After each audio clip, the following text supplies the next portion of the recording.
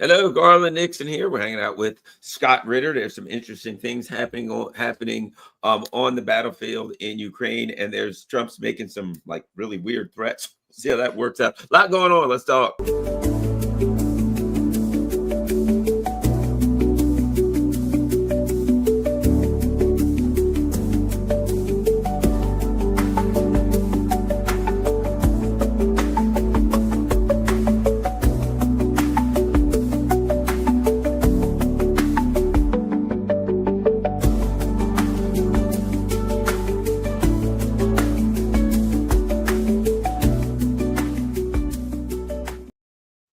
Hello, Garland Nixon here with Scott Ritter. And oh, by the way, hopefully you're watching this on my channel.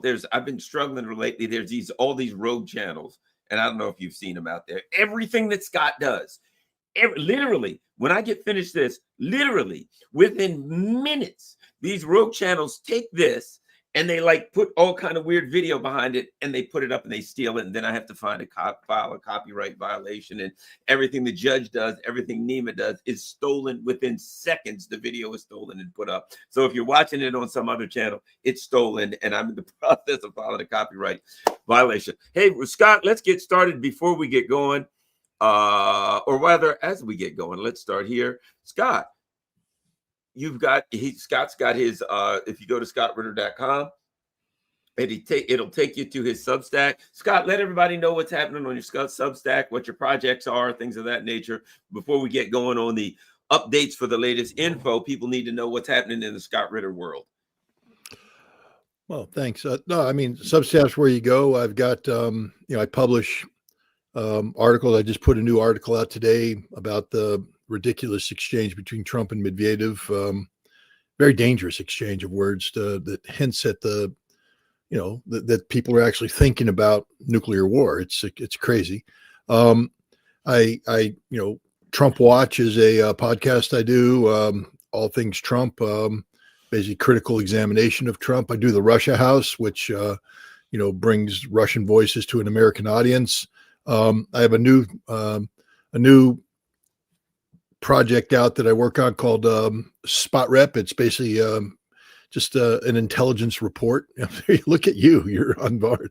And then I do something called Ritter's Rant, which is just basically a daily monologue on whatever topic pisses me off at the time. I've got a number of big projects on the way. Project 38 is the biggest one, making a documentary film that is then designed to serve as the intellectual foundation of a broader objective of bringing to the attention of the Trump administration the absolute necessity for arms control. We here we are having this dangerous rhetoric, but we have the last remaining arms control treaty, New START treaty, expires in February of next year. And if that doesn't get extended or something new replaces it, we're in for an arms race. I mean, the last thing we need right now when the words are hot is to have an arms race that watches our nuclear, arsenals go from 1,550, where they're capped right now. Literally overnight, they'll be around 6,000. And within a year, we'll be talking another, 20,000 nuclear weapons for each side. This is back to where we were in the Cold War. We don't want to be going in that direction. So Project 38 is designed to nip this problem in the bud. Waging Peace, that's a project that I was working on before, basically, going to Russia, getting the Russian voice captured and bringing it back, and doing things like the Citizen Summit, which you participated in. That's back on track. Hopefully more to report down the road. So I'm keeping quite busy doing these things. Excellent. Everybody, just go to scottritter.com. It'll take you right to Substack. You can keep up with everything. And as I said, when you see these fake videos, don't give them all. Don't watch those things. Anyway, let's go. Or stolen videos. Chasov Yar. I'm reading it. Chasov Yar. How critical is it? We talk about Petrovsk, Chasov Yar. I've heard a while back. I remember, hearing a lot of talk about how important that is. These two towns falling. What do we learn from that? What's going on, Scott? Well, first of all, we have to understand that the nature of the war. I mean, I don't know how many people have actually done go on Google Earth and just zoom into this area and take a look at the density of urban development, the villages, the towns, the roads, the factories that sort of define the dividing point between the Russia and the Ukrainians, especially in the Donbas region, Lugansk region. Well, now Lugansk is totally in Russian control, but the Ukrainians have built a very fortified line there, and it has great depth, and the line is anchored on these villages, these towns, and as the line collapses, you're falling back on towns that had served as a logistics hub and command and control hub for their various sectors. And two of these towns, one is Chasov Yar, and the other one is Pokrovsk. Both of these are places that weren't anywhere near the front line, a year ago. But as the Russians are advancing now, they're collapsing the defense, and you're falling in on these command and control logistics hubs. The important thing to know about them is that, generally speaking, you put your command and control and logistics hubs in the rear of your defensive line. These are now frontline cities.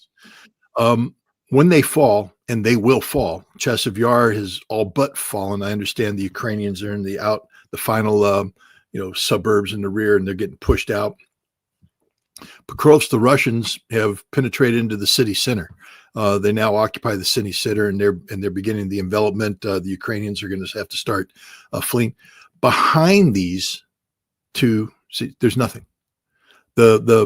Basically this urban belt that had defined the Ukrainian defensive line, which took the Russians forever to break through, to fight, because you're going from village to village, from control point. Everything's reinforcing fires and interior lines of communication. Ukrainians are able to shift forces under the protection of this urban shield. That's gone.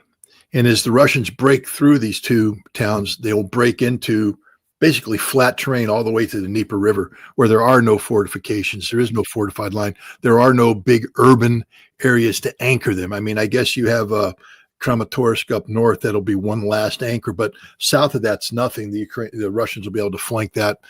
So this, we could be getting to the point now where, the Ukrainians have no choice but to withdraw rapidly to the Dnieper River, or risk having all of their forces cut off. Because if the Russians, let's say they break through in Pokrovsk, and then they punch through to the river, and then they clear the river and surround the Ukrainians, there's no place for the Ukrainians to go.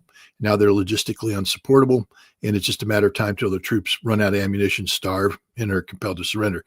So rather than lose the bulk of their army, the Ukrainians may be in the very near future compelled to talk about a strategic withdrawal beyond the Dnieper River, and then you see a dramatic redrawing of the map.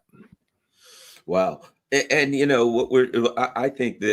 I think some of the things that we're seeing, such as Trump saying, "Oh, there's a 50-day deadline. Oh, let's move it back to 10." You know what I mean? It's I think that has to do with the level of desperation, that there are people saying, "Oh my God, we got to do something in 50 days." There will be nothing.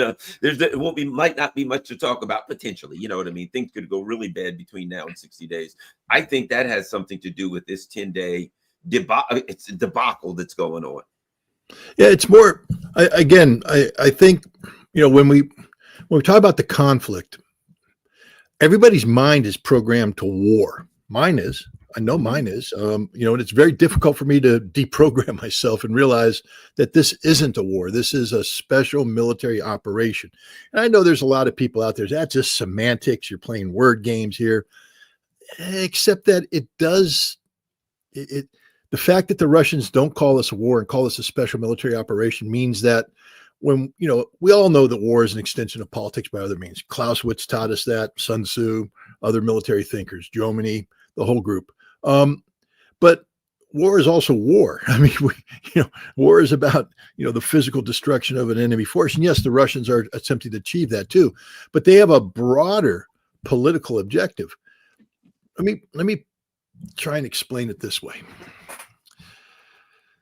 Back in the Cold War, if you pulled out a map of Europe and drew a red line down the separating, the demarcation between Soviet power and American/NATO power, Soviet Warsaw Pact.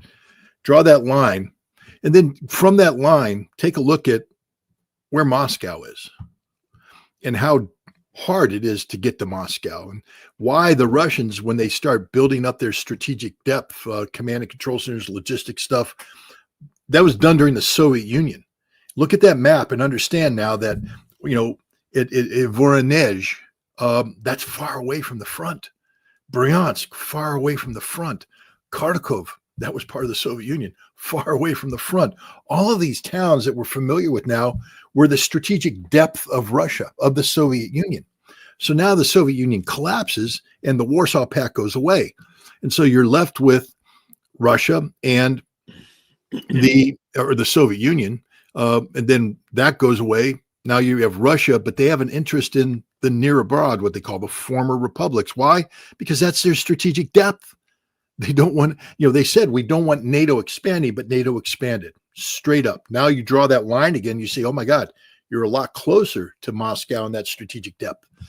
The Baltic states, they're up there. They threaten St. Petersburg, the number 2 city. I mean, people, you got to start putting on your thinking cap and draw lines and see the distances we're talking about.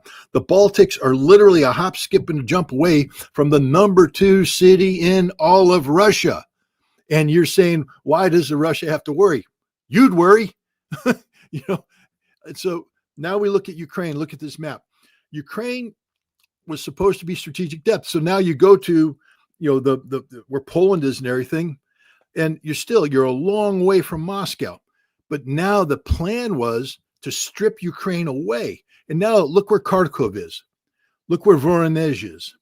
Right there in Voronezh, there's strategic nuclear weapons depots.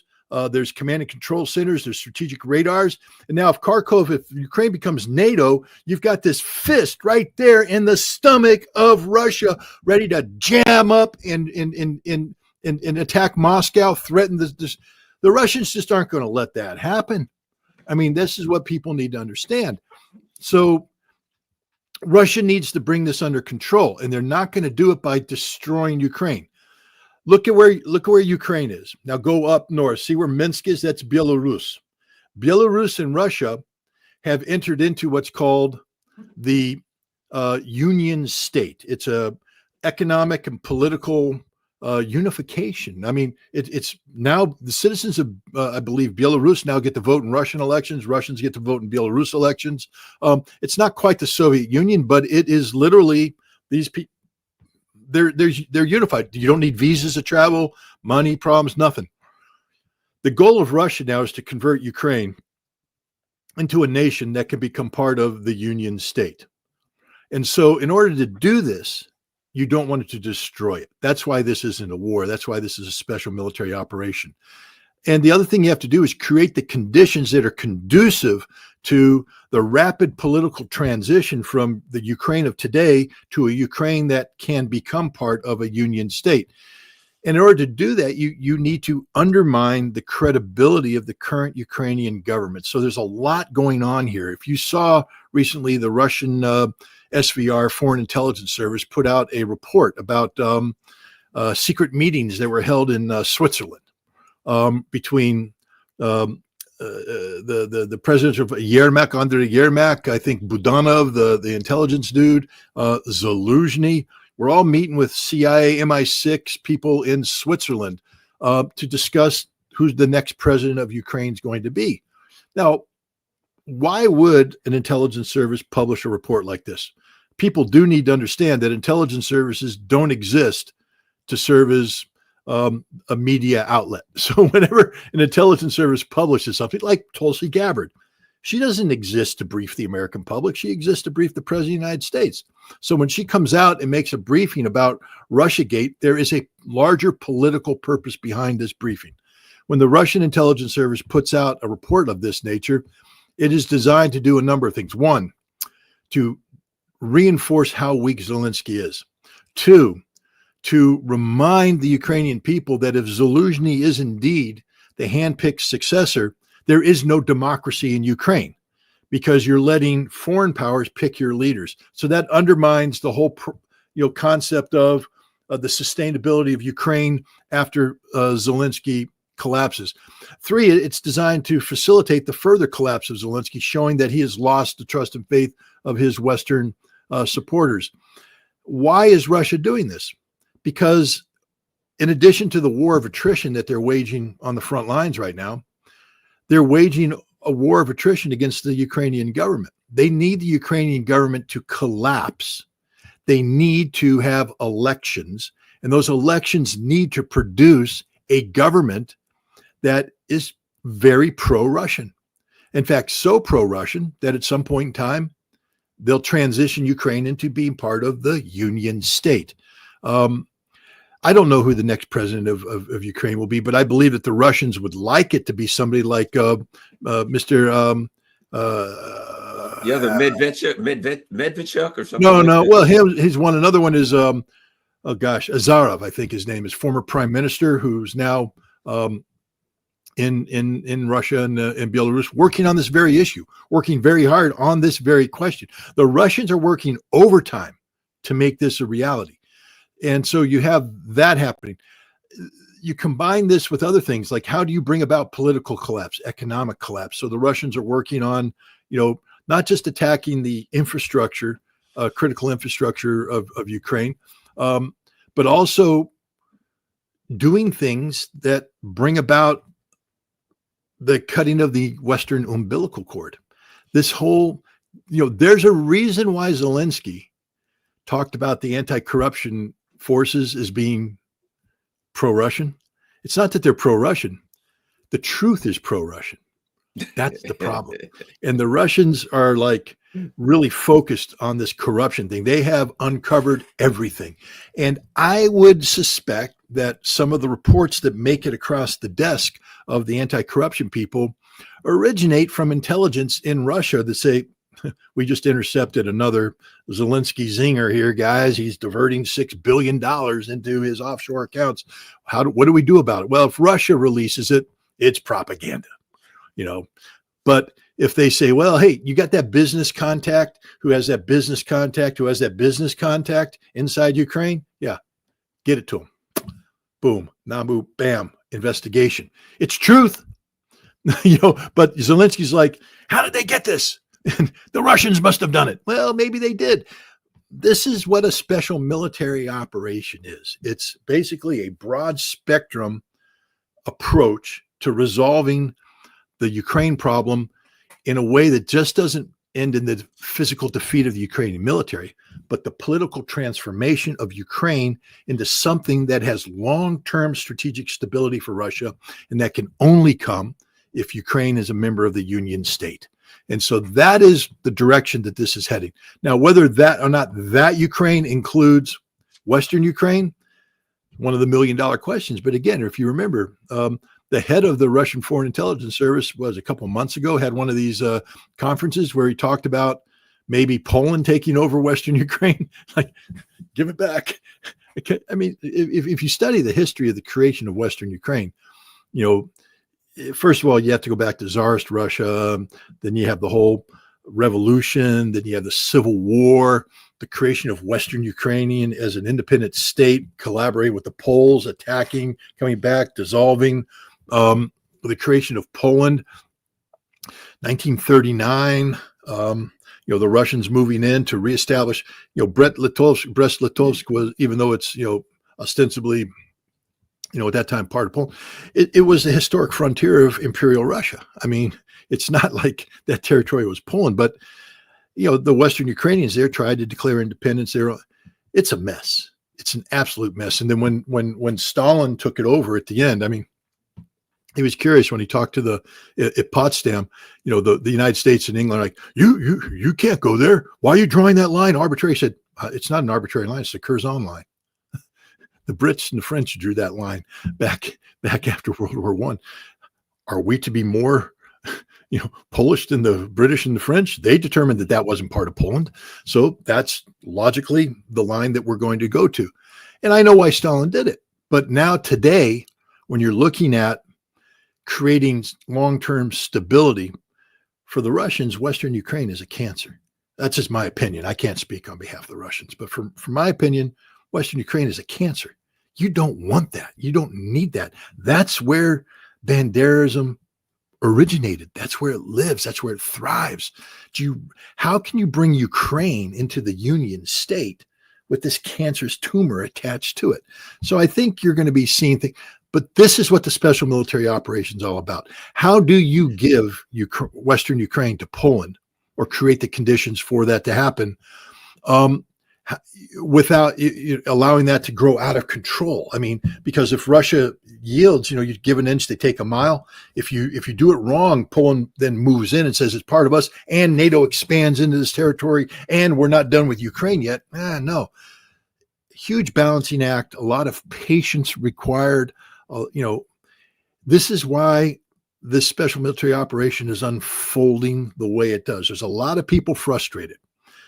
I used to be frustrated. I have no right to be frustrated, but as an analyst, you're like, I want big arrows, baby. Big freaking arrows. Jam it up there, rip it down. Marine Corps, hoorah, kill. And you're like, come on, Russia, do better. Well, Russia's winning. They're doing just fine, but they're doing it with a strategic vision that I would say 98% of the people in the West have no concept of even how to comprehend it.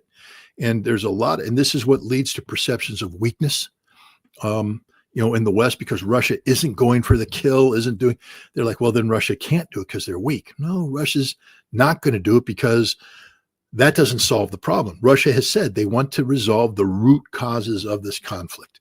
And the major root cause goes back to what I discussed at the beginning. The attempts by the West to transform Ukraine into a NATO fist pointing up to Moscow, that has to be gone, which means that the Ukraine that emerges from this conflict can't be a neutral, independent country. Nope. The Ukraine that emerges has to be solidly in the Russian camp. That's just the way this cookie crumbles, baby. I know there's people in the West, you can't do. Well, that's what the Russians are going to do. Yep. And now the question you have to ask yourself, if you're a Western leader, is, what am I willing to sacrifice to prevent that? Now, Europe apparently is willing to sacrifice everything. And now Trump appears to be heading down that same stupid path.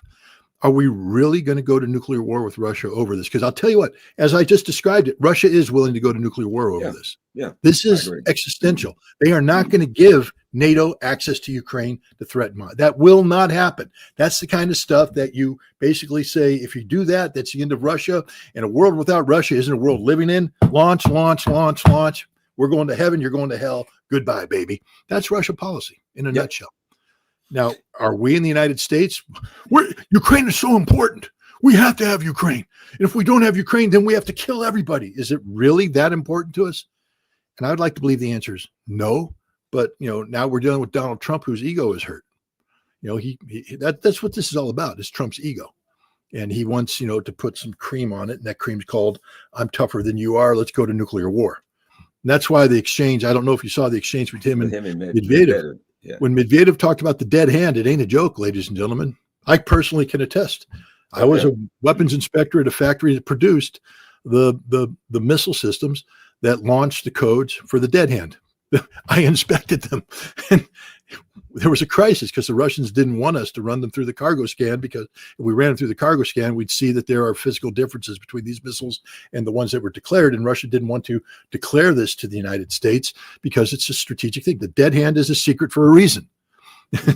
and so we had a crisis over it as they got the last 3 missiles out. But it's real. It's as real as it gets. And it's real because what Trump is doing right now is breathing life back into a Cold War fantasy. Back in the late 70s, early 80s, as we began to deploy the Trident missile system on our submarines, we realized that if we got our submarines close enough to the Russian coastline, Soviet coastline, and we fired the Tridents on a flattened trajectory, A, we're going to be hitting these places very quickly, and B, they're not going to be able to detect it quick enough. We could actually launch a first strike that comes in and takes things out. And there were a lot of people in the Pentagon that were very excited about this. And the Russians picked up on it. The Pershing II would have been the killer. Pershing II gets deployed. That enables us to take out Moscow in 12 minutes. And the Russians are going, we can't have that. So in comes Perimeter, the dead hand. And basically, it's a series of sensors around Russia that detect radiation, that detect seismic activity, and also monitor communications. There's certain codes that go out on a regular basis. And if these codes don't go out, if they're stopped, and you also get a reading from the radiation sensors and the seismic things that suggest that, our command center no longer exists, then Perimeter is activated. These SS-20 missiles were the ones they originally used. They have a regiment of them, and a regiment is 3 battalions of 9 missiles. This regiment always had 3 to 6 missiles deployed, ready to launch. These aren't warheads. These are the radio transmissions. 3 to 6 always out there, and they'd rotate one battalion back in for maintenance and all that. Another one rode out, and they just rotate them through. And then after the INF treaty, of course, they can't maintain these, so they transition these communications modules over to the SS-25, and they produce this. Today, it's, I believe, the SS-27.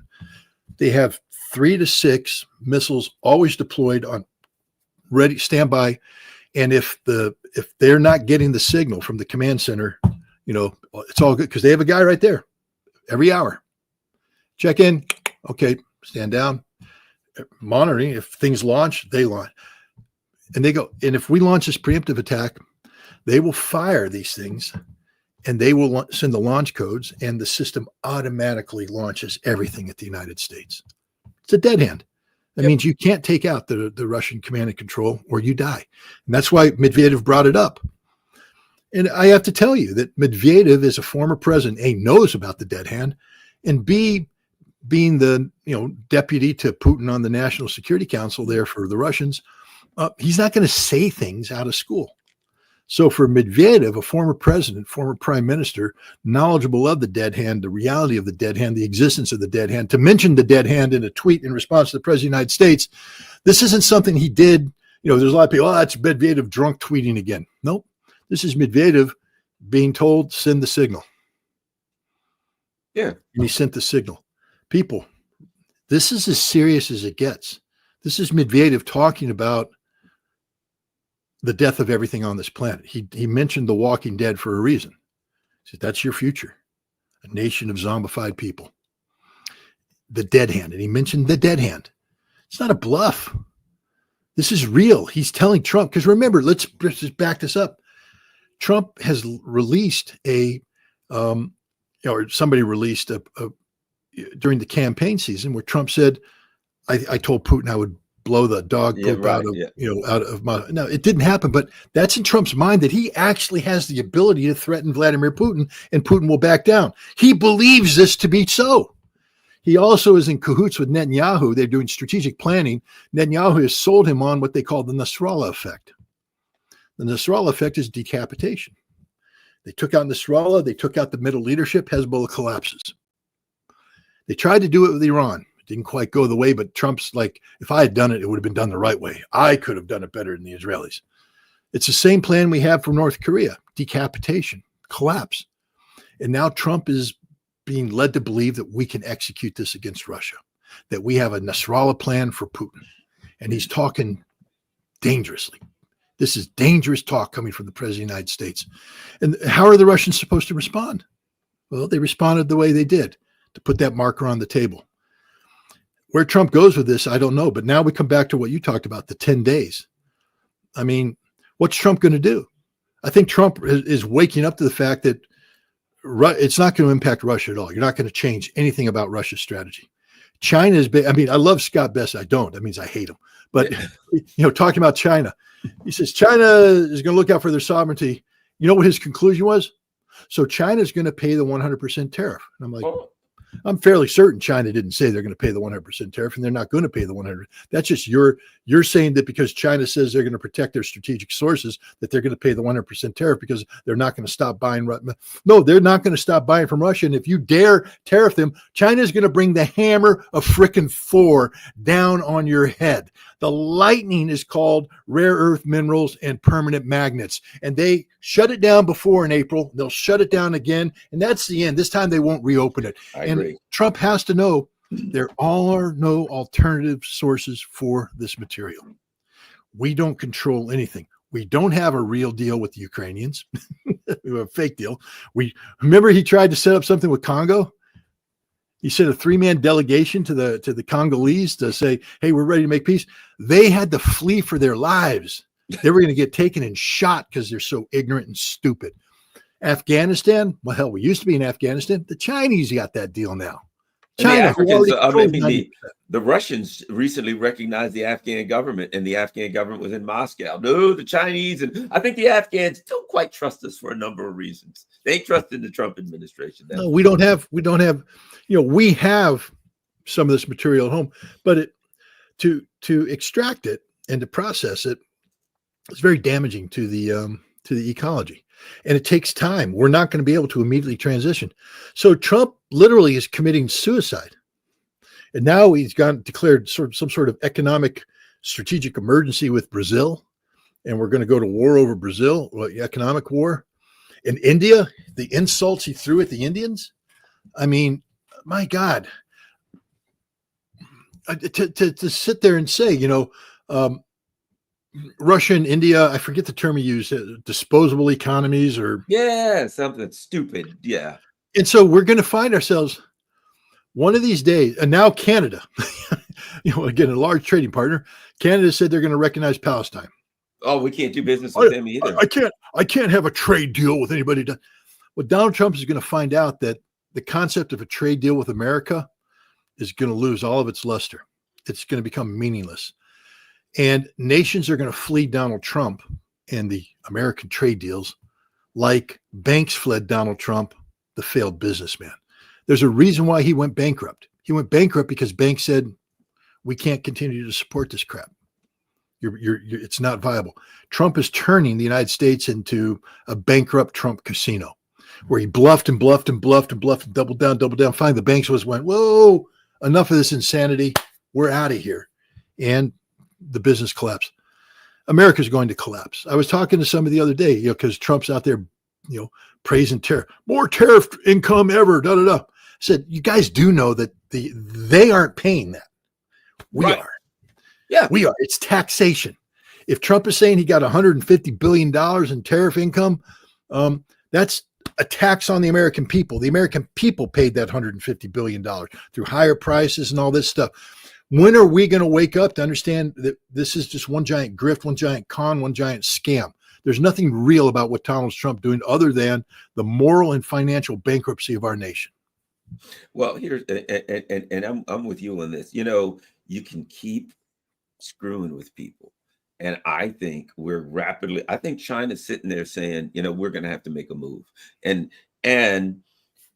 if you sit down and make and so-called, they're literally, they just left Stockholm.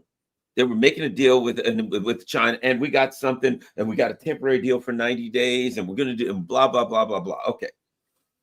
And then you come back and you say 10 days later, okay, China, 100% deal on you, 100% tariffs on you. Now you were just sitting out talking with them, and you had a 90-day reprieve between all of this trouble. And then all of a sudden you say, you can't buy oil from China. And China says it's our sovereign decision to buy any damn thing we want from anybody anybody we want to. This is absurd, right? Well, then we put 100% tariffs on you. I'm with you. At some point, China says, look, you know what? We sell a good bit. It's 12%, I think, or something of their stuff they sell to us. But I think at some point, China says, it ain't worth it. It's not worth it. Yes, are we going to take some heat? Yes, there's going to be a problem, blah, blah, blah. But here's what we're going to do. go on with your life. You know, it's like you deal with someone and they become such a pain in the neck that you say, you know what, I'd rather just not deal with you. I'll just deal with whatever I have to deal with, not dealing with you, and move on. I think I'm with you, and I've been saying this. The next time China says no rare earths, it's going to be non-negotiable. It's going to be find them somewhere else, build whatever you're going to build, do whatever you're going to do. No thanks anymore. Don't call us. We're not going to, we're not negotiating with this stuff anymore. And then what happens when the airplane factories shut down, when the military industrial complex shuts down, when the auto industry shuts down, and they all look at Trump, and Trump goes back to China and says, okay, I need a deal. And China says, I think you didn't understand what we said. There ain't no deals to be had. Have a nice life. That's it. Wait till, you know, where do we get all our titanium from? You know, that goes into those great Boeing aircraft? Russia. Where do we get our uranium from? Russia. And so what the hell is this man thinking? I mean, God, he is just the dumbest person on the planet.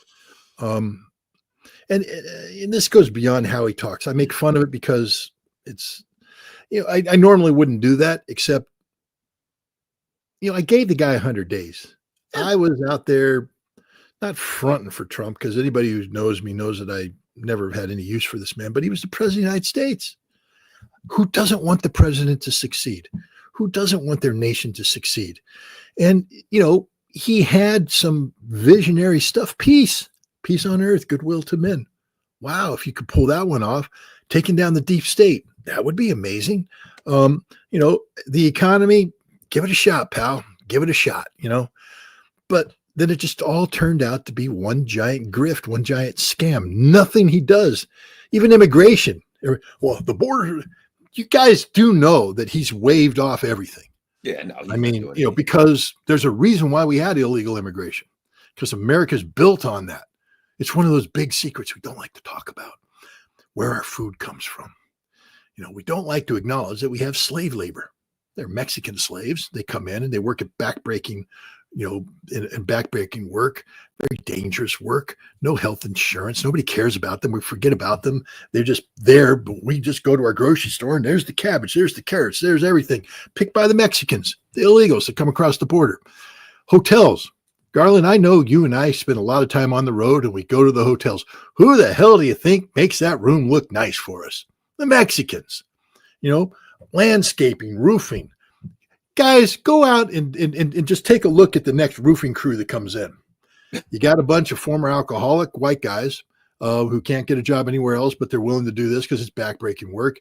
You got some other guys that can't hold it, but the majority of them are hardworking, honest Mexicans who come over here and say, I'm willing to put in a hard day's work for, you know, low pay because I have a family to feed. They're honest people. They're hardworking people. None of these people are bad people. None of them are bad. Yes, do bad people come in? Absolutely. But there's bad people already resident here. If we pretend that all the rapes take place because of illegal immigrants, you're stupid as hell. The same thing with robberies and all that stuff. Do I want an illegal immigrant to come in and commit crimes? Hell no. If they do commit a crime, do I want them out? Hell yes. But Trump's, and who's this guy? Holman, is that his name? Yeah. I mean, this literally bald-headed Nazi skinhead. He's a skinhead, straight up. Yeah, I know what you're talking about. Claims he's not, but he's a 100% racist. Yeah. You have ICE. They're here in Albany.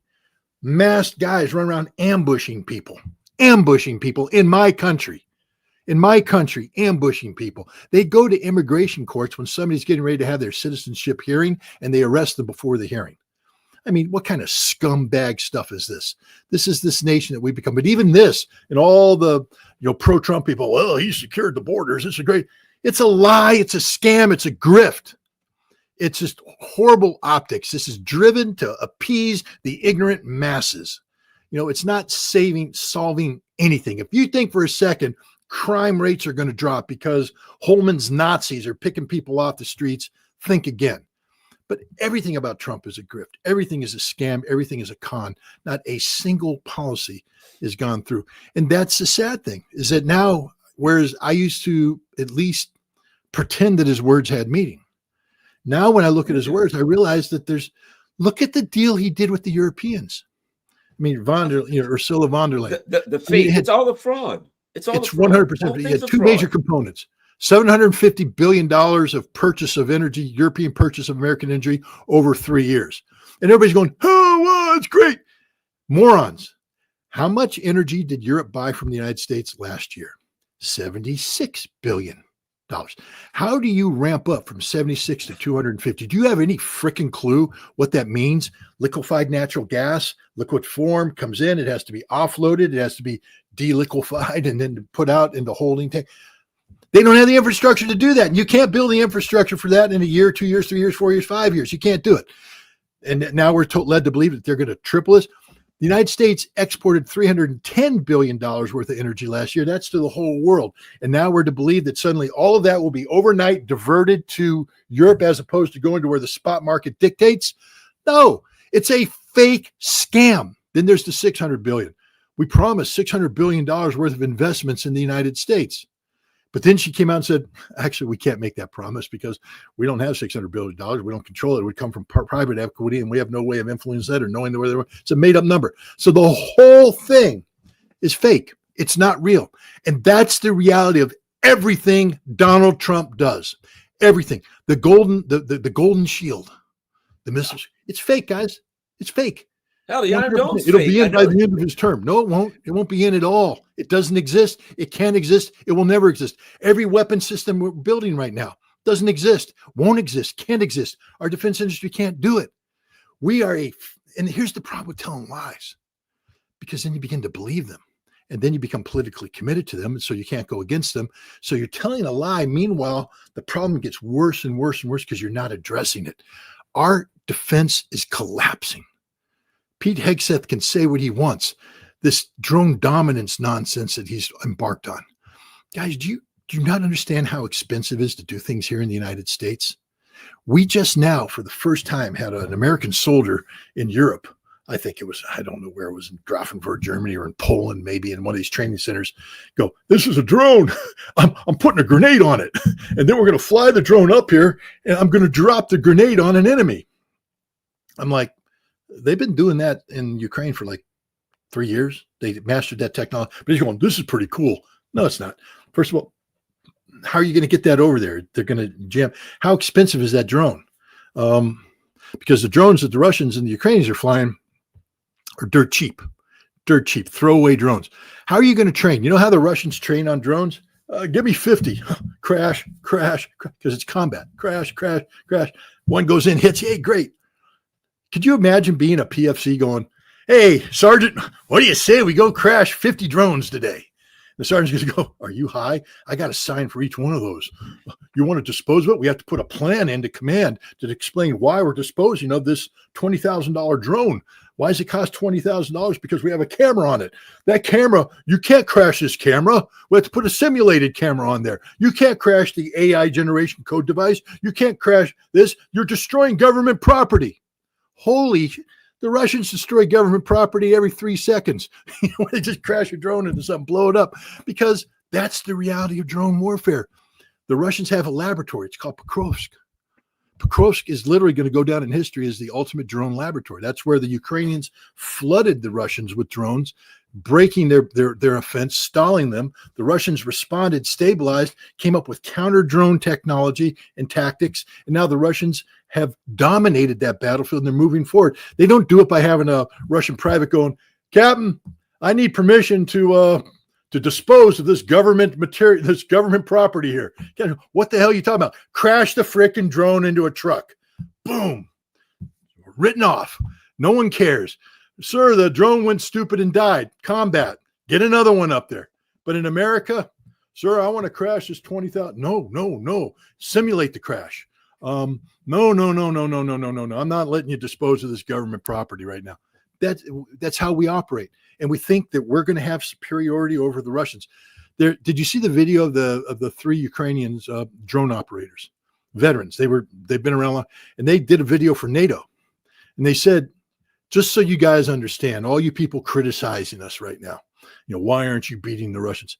Understand that if a NATO force went up against the Russians today, the Russian drones would destroy them in the first hours, the first days of any fight. You would be annihilated. You wouldn't survive. You don't know how to survive. You have no concept of surviving. None, zero, zip. And that's the entire U.S. military. We are unsurvivable on a modern battlefield, especially where drones are being employed on the scope and scale that the Russians, the Chinese, the North Koreans, and any other potential enemy will be employing them. The Iranians. And this is the problem with lying. This is the problem with the whole Trump approach, making stuff up. It's a lie. You have to tell the truth, the hard truth. And then from that truth, you can't solve a problem unless you first accurately define the problem. And Trump refuses to define the problem because it makes him look bad. Trump has to look good. Everything has to be the best in the world, the greatest. The speech he gave the other day, we're going to have more ammunition than anybody. More missiles. I'm talking fast missiles. I'm talking slow missiles. I'm talking accurate missiles. I'm talking about less accurate missiles. I'm talking about the super duper. It's all made up. We're not going to have any of that. We don't have any of that. We can't have any of that. We're incapable of having any of that. How do you compete against the Russians right now, whose defense industry, even though it's not geared up to war level, is producing, I think it's 700 Iskander missiles a year. 700. What are we doing with ATACMS? Maybe 500. That's just the ATACMS. That's our principal weapon system. Now we're going to roll in the Caliber. We're going to roll in the Kinzhal. We're going to roll in the Zircon. And suddenly Mark Rutte's words come in. The Russians produce more in 3 months than we produce, all of NATO produces in a year. And that's the reality. Trump can't tell the truth. Well, here's the other part of it that I think is important, that's critical, and that is, and this is coming out, and you've probably seen these reports, and I'm going to assume that there's something to them. I've seen reports that said if the conflict had continued a few more days, a few more volleys, that Israel, because while Israel was firing anti-aircraft missiles, THAAD, etc., the U.S. ships were doing it. And the NATO ships were out there and they were doing it. So you had all the NATO U.S. bases in Iraq. They had so the missiles would come over and Iraqi bases would try to take them out. Ships from England would try to take them out. So they're all firing, and then some of them still got through, which doesn't sound good. But here's the bottom line. They'd have been out in a few more days at the most, completely. The U.S. would have been done, finished. Our warfare worldwide. You can't engage with anybody, which is a good thing because which means you can't fight a war at all. Yep. Because you must be able to sustain individuals. If you get in a war with anybody, you got to be able to say, okay, we're out of ammo, send more ammo.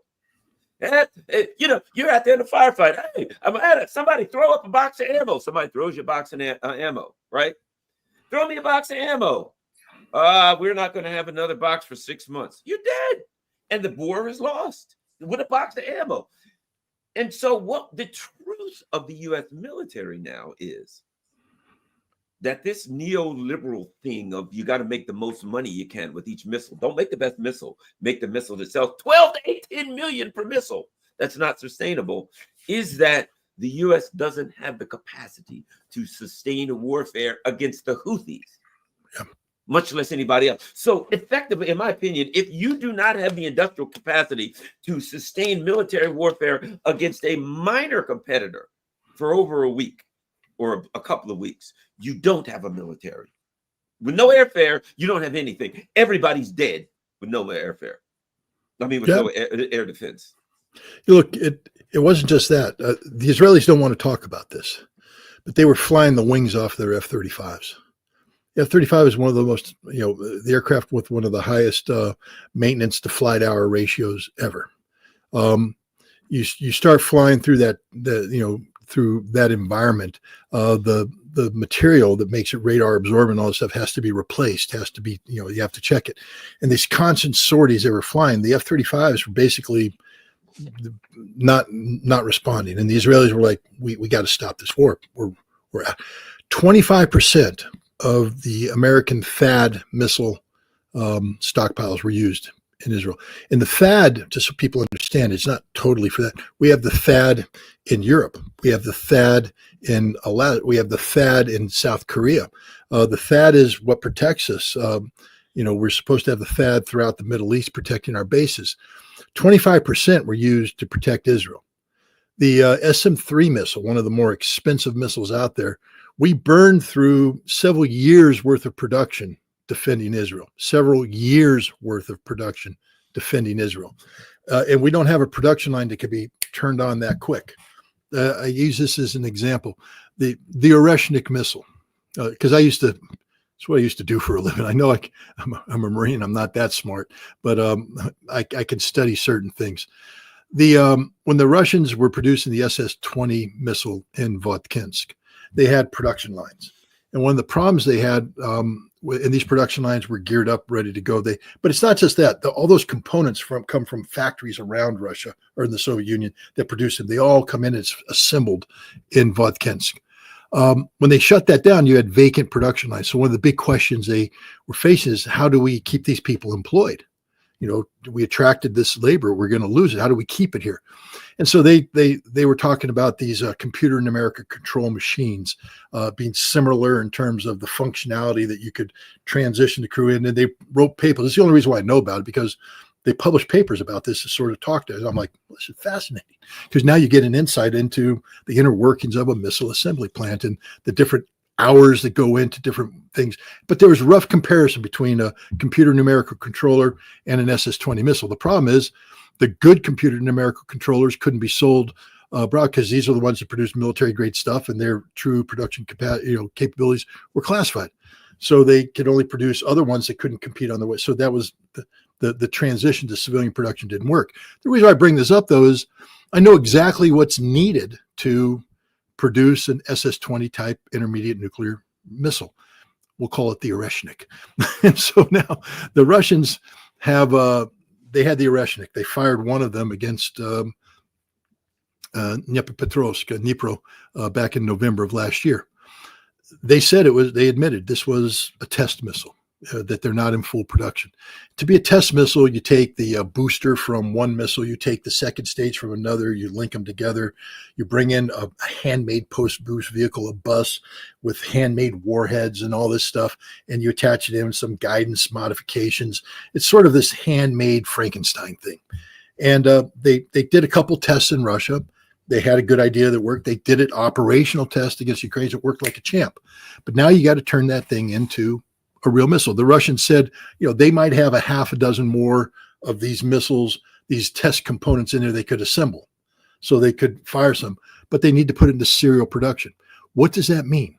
It means now that you have to open up production lines in Russia, because they don't exist. So now these production lines have to be opened up. You either have to have production lines that are not being used, they can be converted. Each production line requires unique tools that have to be acquired. You have to train people. They have at Votkinsk, they have the technical schools, but they have to go out and recruit people and train them to that. You can cross-train people from other things, bring them in, but that means you're taking them off of critically important production lines like the Bulova missile, like the Yars missile, other systems that are assembled there in Votkinsk. You can't just pull them off and do this. You've got to train people. It takes time. You have to identify the skill set, train the skill set, and then bring them in. That's why the Russians, when they recently announced that the Oreshnik was in serial production, that means they've done all that. They've built the production lines. They've equipped it with the tools necessary. They've brought in the trained manpower, and they're now producing Oreshnik missiles at a rate of, if you use the SS-20 as a guide, they could punch out 6, 8, 12 missiles max, probably 8 median. So you're looking at 80 a year plus that, 96, just under 100 missiles a year.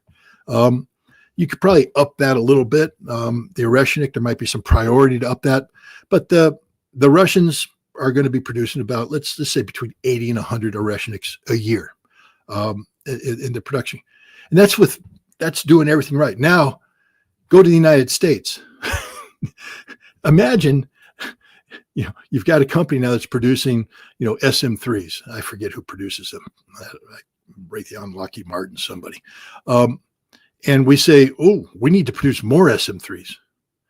But you can't just, they can say, well, if we maximize production output, we could probably squeeze another 10 SM-3s a year out of this production line. But if you want new SM-3s, we didn't need a new production line. Okay. Well, you have to get Congress to pay for it, because we're not paying for it out of our own money. You have to go to Congress. Congress has to allocate the money. Then you have to let the contract. The contractors has to come in and build the facility. You got to hire the people. I mean, this doesn't happen like it does in Russia. This takes forever. Ladies and gentlemen, we're not going to be able in a peacetime environment to massively increase our production capacity. The Russians have been able to do that. They went from producing 70 Iskanders to 700 Iskanders. The number of caliber missiles, again, are about the same. They're doing that across the board, and they're adding new missiles. The Oreshnik. My bet is that there's a newer intermediate range missile that they haven't talked about yet. The Russians have alluded to this. I have a feeling I know what it is, but it's pure speculation. But and that could be in serial production too. There was talk about in Vodkens they were going to build a completely new final assembly plant because the missile demand. I mean, Vodkens is in a heyday right now. They're producing everything, and they just don't have the capacity. They've maxed out. There was a factory 235 downtown. They've maxed out the final assembly plant. These are solid rocket propelled systems. They can't produce them downtown. They have to get them out in the area. And they're talking about building a whole new facility, which, if they got it up, would double their manufacturing capacity of these missiles. And we want to have an arms race with these people? Are we stupid? The answer is yes. Yeah. Well, before we go, I would like to, let me ask you this, because here's what I think. Now, I've always said this about Trump. It's hard to corner Trump because if Trump says, hey, Zelensky's a dictator, and you ask him 3 days later, hey, you said Zelensky was dictator, he'll say, no, me, I don't remember saying that. You know what I mean? The guy has no connection to anything he said 5 minutes ago, right? At the end of 10 days, he said, you got 10 days.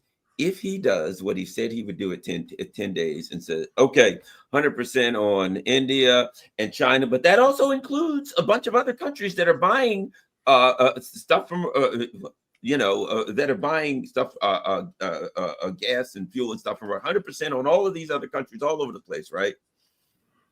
At that point, it would be economic collapse for the United States.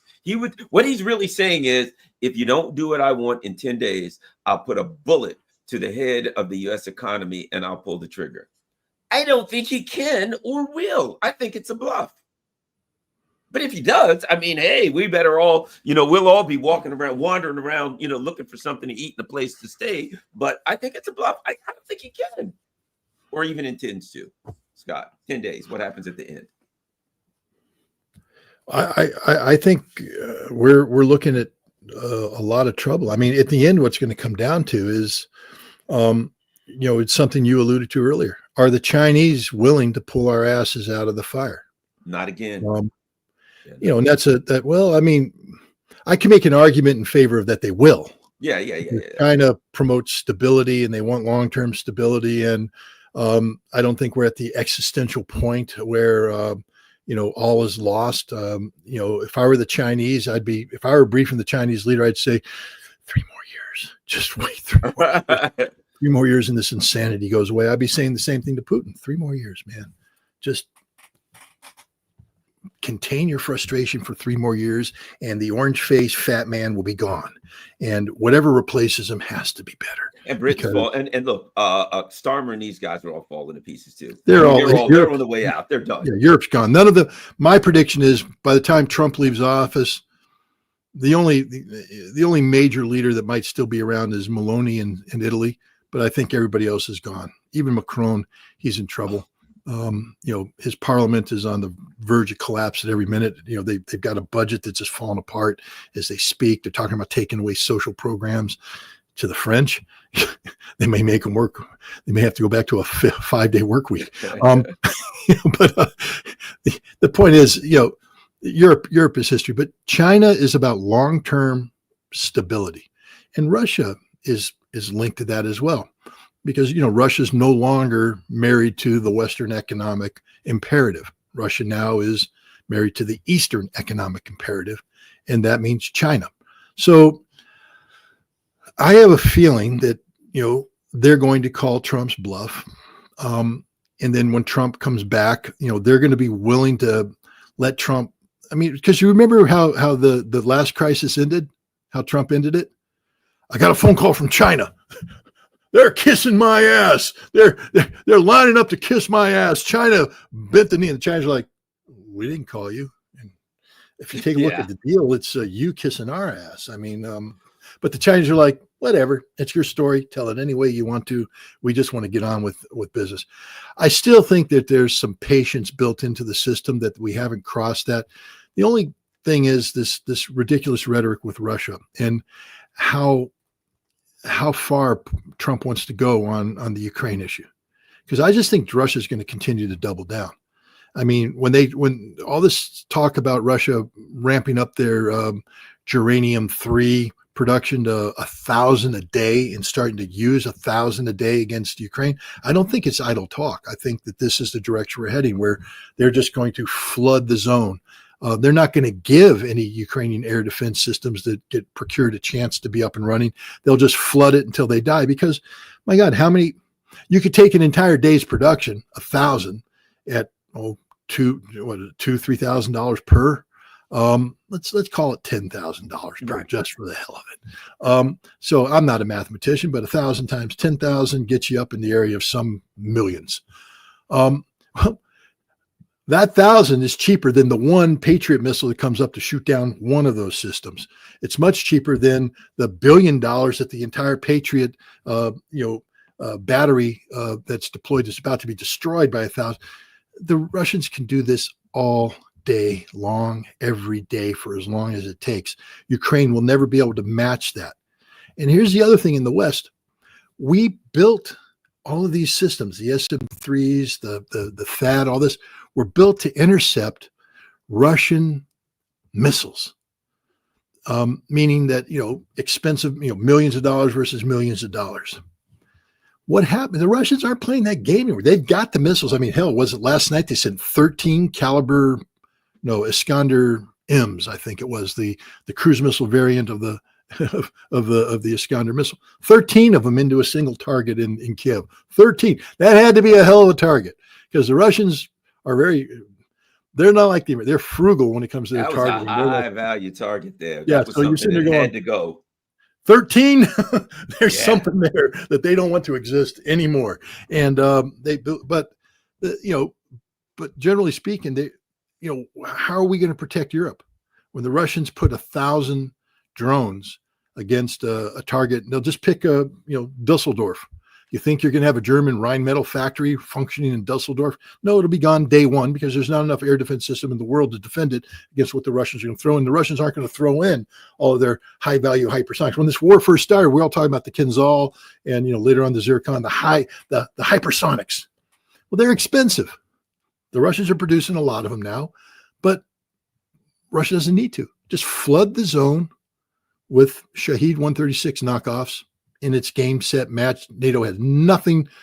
There's nothing NATO can do. Literally, we are. I had to laugh when Christopher Donahue was like, "We can take out Kaliningrad anytime we want." Dude, you sneeze at Kaliningrad and you're gone. Your history. I mean, what a. They wouldn't even have to go nuclear. They could use the Russians and just wipe out any troops and anything in the air. They wouldn't even have to go. If they wanted to, they could, but they wouldn't even have to. They don't have to. Russia doesn't have to go nuclear to take out NATO. Russia has to have nuclear on standby in case NATO does something stupid. But the bottom line is, NATO has no air defense. None. Zero. Squat. Zippo. None. I mean, literally none. There's no air defense in all of NATO. It's just a sitting duck for anything Russia brings at it. That's it. All right. Before we go, don't forget, everybody, the real Scott Ritter. You can go to scottritter.com and you will see Scott Ritter's website. Before they go, remind them what are the projects there are, Scott. Well, the big project right now is Project 138 or 138. I'm putting a Russian number on it. Project 38, which is basically producing a documentary film, 38 minutes, about the missile warning that came into Hawaii. And asking the question, if that was a real missile attack and you could go back in time 6 months, what would you do to prevent that attack from happening? And why aren't you doing that now? Project 38 answers that question. It's what I'm going to do for the next 6 months to try and prevent a missile from being launched against the United States by prolonging the New START treaty. So that's the goal. That's the objective. Waging Peace is an ongoing project I've been doing since 2023. It involves travel to Russia, meeting with Russians, learning about Russia, bringing it back here to the United States. Put on hiatus last year when the United States pulled my passport, kicked me off an airplane, denied me the right to travel. Further doubled down when the FBI raided my house, accusing me of working with the Russian government to interfere with the U.S. elections. All that nonsense is over, and who knows what the future holds. But, I may have been down, but I'm never out, and we'll see what happens. So those are the two big projects, and they have a bunch of stuff taking place on my Substack, Trump Watch. I'll be interviewing Naomi Wolf this week. We'll be talking about RFK Jr. and Maha, Make America Healthy Again. I have an interview with the Russian House, Ambassador Polyansky, the deputy ambassador to the United Nations. We'll be talking about the 80th anniversary of the Potsdam. Where we are, what's happened since the Potsdam Conference of 1945, and today we're in the 80th anniversary. This right now, 80 years ago, Potsdam was put on hold because of elections in England. Winston Churchill was voted out. Anthony Eden had to replace him at the last second at the Potsdam Accords. So the Russia House is up and running. We have today. I'll be recording the new Spot Rep. It's a deeper dive into the headlines, and we'll be talking about a number of issues. I think some of what we talked about today will be touched upon there. And then I just have, the Ritter's Rant, which is just a daily video monologue of whatever crosses my mind. The other day, I saw a video of Trump having one of his caddies throw a ball into play for him on the golf course. That's cheating. And so I went into a rant about, you can learn more about an individual playing around a golf with them than you can about just about anything else, because golf is a self-policing event. You learn about honor, integrity, what the person, what they're truly like. And according to everybody who's played golf with Donald Trump, he's one of the greatest cheaters ever. And if you cheat at golf, you cheat at anything, because at golf, you are your own policeman. There's nobody looking over your shoulder. You have to call the shots on yourself. Donald Trump is a cheater, and if he cheats at golf, he cheats at everything. That's my assessment. That's the kind of rant I do. But anyways, that's what I'm doing. I just want to say this. Garland, you're on the side. I mean, I don't have the time, but Garland and Danny Haifong and Nima and the judge and even myself, we put a lot of time and effort to do things like this. Gar, I can't speak for you, but I have a funny feeling that you just don't show up here off the top of your head. You actually do a lot of research. We'll call it hours of research before you have these conversations with me or anybody else. Everything you do it's your daily work. It's what you do, and you do this product right here. And first of all, people should support it. I think go down there. Garland's got all those things across there. Support Garland, but also understand this: every time you Google something or whatever they call it in YouTube search, and you find something that has a product that Garland made like this, but it's packaged differently, you're screwing Garland. You're screwing him. You're attacking his business model. And ladies and gentlemen, we may do this because we love it. I know Garland loves this. I know that this is his life. This is his passion. There's no truer believer out there for the causes that he defends than Garland Nixon. But the last time I checked, going out in the street and saying, I'm a true believer in the cause that I believe in, doesn't pay the bills. What pays the bills is things like this. And Garland loses his ability to pay his bills when people steal his product. Danny Haifong does the same thing. Nima, the judge, everybody who does this. So support Garland down below, but also support him by taking the time to make sure you watch the original product, because that helps Garland. Those views help Garland. They'd help place him. They help pay him. The whole thing. If you go off and you take the shortcut and watch what other people have stolen, you're not doing Garland Nixon any favors. And, and here he is now. He has to take the time out of his day to go out and challenge these things. It's look just at this guy. Add a Google for blah, blah, blah. And look at this. There's Scott Ritter and Nima. There's with Judge Knapp. There's Scott Ritter with Nima. So whoever this Adegezo Production has stolen everything. There we go. You can go on, and they've basically stolen everything that Judge Knapp and Nima, look at that. And you go down there and there's some weird crap here, but whoever these people are, these scammers, they basically just steal everything that Judge Knapp, everything that I do, everything that Nima does, everything that they just, as soon as you put it up, they take it, and because they know the algorithms will actually look for the video, they take Scott or me or Nima, they put our face in a little square, and they put a fake video on it. And then they just put it up, and they get tens of thousands. Right there, one of them, they got 117,000 views right there. And they stole that from Nima. That's Nima's 117,000 views. I'd kill for 117,000 views. Exactly. So that's why I turn them in. I do copyright violations, but this is just constant scamming in YouTube. But thanks a lot, Scott. I really appreciate it. I know you got a lot to do, and keep up the good work. And everybody, don't forget, go to scottritter.com. Follow me on Rockfin, Rumble, all that kind of stuff. And have a great day. We're out.